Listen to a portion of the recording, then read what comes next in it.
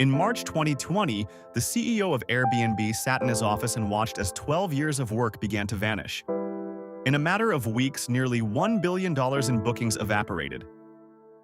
For a business built entirely on the freedom of movement, a global lockdown wasn't just a financial challenge, it was an extinction-level event. The media declared the business model dead, and the company was reportedly weeks away from running out of cash. While we previously saw how Ferrari thrives by saying no to its customers to maintain exclusivity, Airbnb's survival depended on saying yes to a radical transformation. To understand how they pulled off one of the greatest pivots in business history, we have to look back at the founders' original survival instinct. In 2008, founders Brian Chesky and Joe Gebbia were so broke they famously designed and sold collectible cereal boxes, Obama O's and Captain McCain's, just to fund their fledgling website.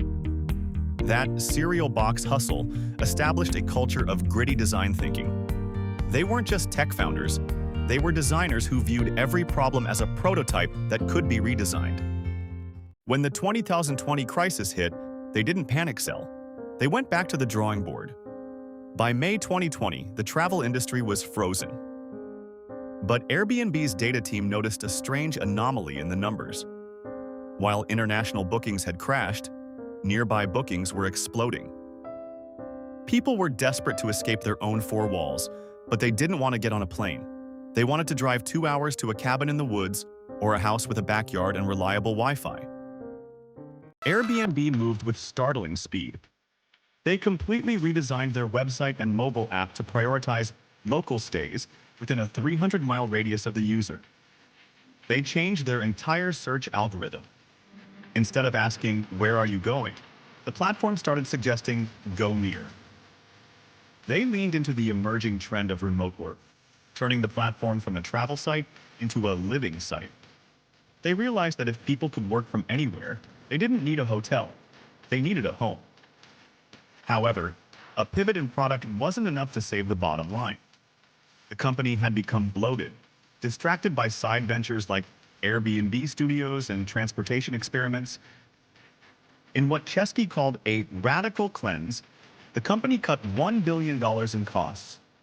They laid off 25% of their staff and shuttered almost every project that didn't involve the core connection between a host and a guest.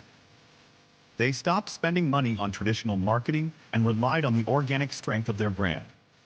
By stripping away the ego of a global empire, they found the lean, high-margin machine hidden underneath.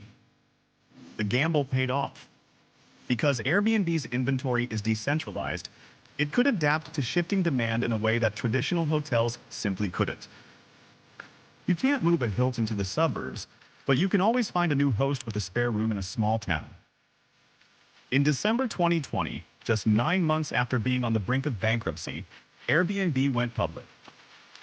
It was a record-breaking IPO that saw the company's valuation soar past $100 billion on the first day of trading. It was a triumph of agility over scale. The lesson of Airbnb's recovery is that in times of catastrophe, the companies that survive aren't always the ones with the most cash, but the ones most willing to abandon their old assumptions.